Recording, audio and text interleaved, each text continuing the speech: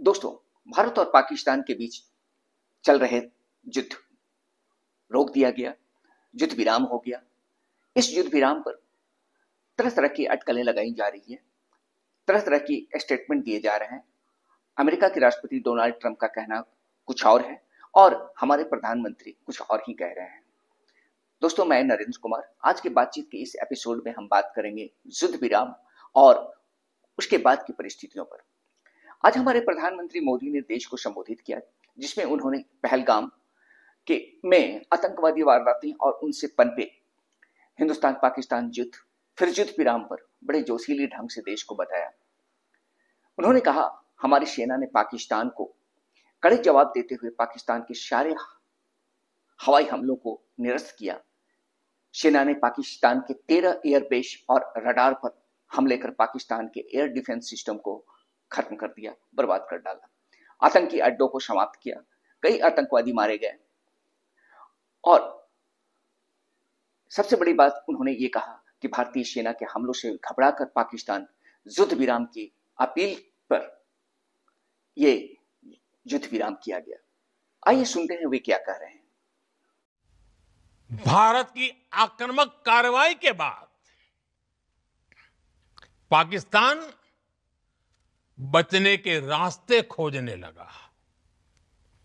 पाकिस्तान दुनिया भर में तनाव कम करने के लिए गुहार लगा रहा था और बुरी तरह पीटने के बाद इसी मजबूरी में 10 मई की दोपहर को पाकिस्तानी सेना ने हमारे डीजीएमओ को संपर्क किया।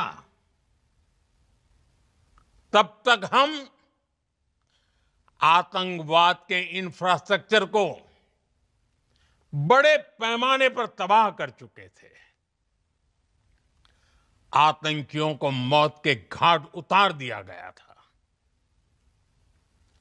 पाकिस्तान के सीने में बसाए गए आतंक के अड्डों को हमने खंडहर बना दिया। दूसरी ओर मोदी जी के इस संबोधन के ठीक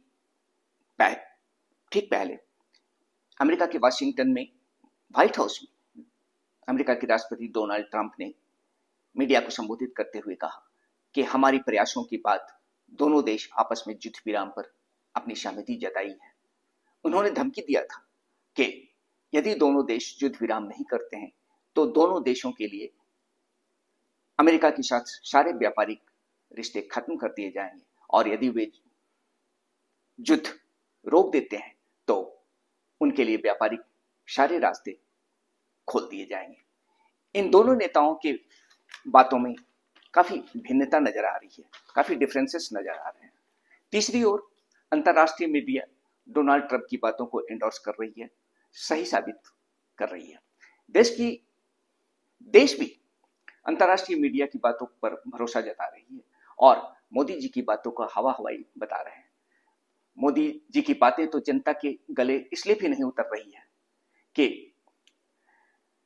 जहां हमारी सेना फतह की ओर पूरी गति से सारे हवाई हमलाओं को इंटरसेप्ट करते हुए, निरस्त करते हुए पाकिस्तान की वायुसेना की कमर तोड़ डाली थी, फिर एकाएक युद्ध विराम की घोषणा किसी थर्ड कंट्री के द्वारा की जाती है। शिमला एकॉर्ड के मुताबिक भारत और पाकिस्तान के सारे मामले द्विपक्षीय तरीकों से सुलझाए जाएंगे, ऐसा शिमला एकॉर्ड में कहा गया था।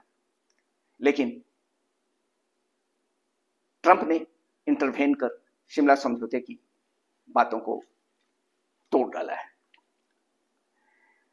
दोनों देशों के बीच कश्मीर मुद्दे की मध्यस्थता किसी तीसरे देश में करवाएंगे, ये बातें भी डोनाल्ड ट्रंप ने कहा। तो क्या मोदी जी शिमला एकॉर्ड को पूरी तरह से मानने से इनकार कर देंगे? 10 तारीख को ही ये बातें डोनाल्ड ट्रंप ने कही थी। आज तीसरे दिन मोदी जी अपने संबोधन में एक बार भी ट्रंप का नाम नहीं लिया। यदि ट्रंप झूठ बोल रहे होते तो उन्होंने उनकी बातों का खंडन क्यों नहीं किया? ये सारी बातें एक प्रश्न खड़ा कर रही है। तो दोस्तों, स्पष्ट है कि युद्ध विराम डोनाल्ड ट्रंप के दबाव में आकर मोदी जी ने घोषणा की और जीते हुए जंग को हार में बदल दिया। देश के सर्वोच्च नेता से इस तरह की हरकतों की उम्मीद नहीं थी। उन्हें इन सब चीजों से बचना चाहिए था। अपने देश की गौरव को याद करते हुए पलट कर जवाब देना चाहिए था, जैसा कि 1971 में इंदिरा गांधी ने अमेरिका के प्रेसिडेंट निक्सन की धमकियों को चैलेंज करते हुए पाकिस्तान की भूगोल को बदल दिया था। उन्होंने साफ साफ कहा था कि भारत तीसरे देश की इंटरवेंशन को कभी बर्दाश्त नहीं करेगा और पाकिस्तान को 2 टुकड़े में बांट दिया। मोदी जी हमारे देश की गौरव को बरकरार रखने में बिल्कुल नाकामयाब साबित हुए हैं। कश्मीर मसलों पर भी डोनाल्ड ट्रंप की बातों का उन्होंने खंडन नहीं किया। अब तो डोनाल्ड से ऐसी उम्मीद की जा रही है कि वो जोर जबरदस्ती कर पाकिस्तान और हिंदुस्तान के कश्मीर के मुद्दे पर इंटरवेन करेंगे और भारत इसे स्वीकार करेगा। Thank you very much. Thank you, everybody. It's a big day. Should be fun. I don't know. You'll maybe find reasons why it's not, but I can't imagine because we have a lot of great things happening. It's been a very strong week and a very strong weekend. Before we begin, let me say a few words about the historic events that took place over the last few days. On Saturday, my administration helped broker a full and immediate ceasefire, I think a permanent one, between India and Pakistan, ending a dangerous conflict of 2 nations with lots of nuclear weapons. And they were going at it hot and heavy, and it was seemingly not going to stop. And I'm very proud to let you know that the leadership of India and Pakistan was unwavering, powerful, but unwavering in both cases, and having these, they really were, from the standpoint of having the strength and the wisdom and fortitude to fully know and to understand the gravity of the situation. And we helped a lot. And we helped also with trade. I said, come on, we're going to do a lot of trade with you guys. Let's stop it. Let's stop it. If you stop it, we're doing trade. If you don't stop it, we're not going to do any trade. People have never really used trade the way I used it. That I can tell you. And all of a sudden they said, I think we're going to stop. And they have. And they did it for a lot of reasons, but trade is a big one. We're going to do a lot of trade with Pakistan. We're going to do a lot of trade with India. We're negotiating with India right now. We're going to be soon negotiating with Pakistan. And we stopped the nuclear conflict. I think it could have been a bad nuclear war. Millions of people could have been killed. युद्ध विराम की घोषणा के बाद भी पाकिस्तान के द्वारा cross border firing की जा रही है और पाकिस्तान में लोग जश्न मना रहे हैं और इस युद्ध में अपनी जीत बता रहे हैं।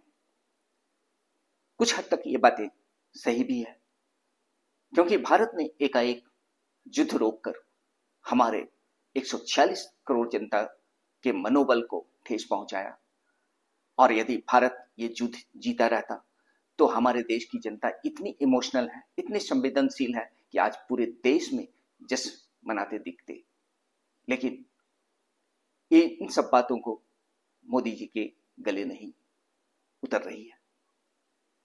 तो आज हमारे देश की जो गौरव थी वो बिल्कुल धूल में मिल गई और हम आज कहीं के नहीं रहे। तो दोस्तों, आज के लिए बस इतना ही। फिर मिलते हैं एक नए मुद्दे पर। धन्यवाद। स्वस्थ रहिए, सुरक्षित रहिए।